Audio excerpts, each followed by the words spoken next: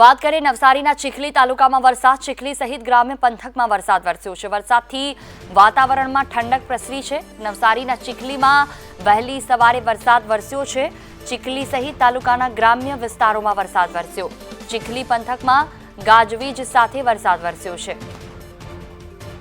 રાજન રાજપૂત સંવાદદાતા ફોનલાઈન પર જોડાયા છે. જી રાજન, ચીખલી સહિત આસપાસના વિસ્તારોમાં વરસાદ, શું સ્થિતિ ત્યાં?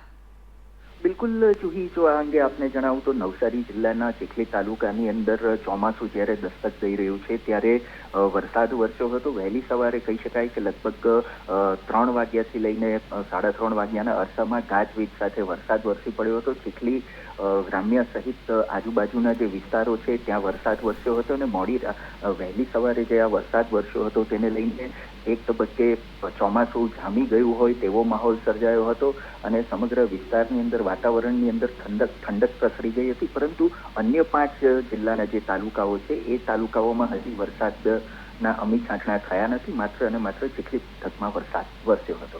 બિલકુલ, તમામ જાણકારી બદલ આભાર.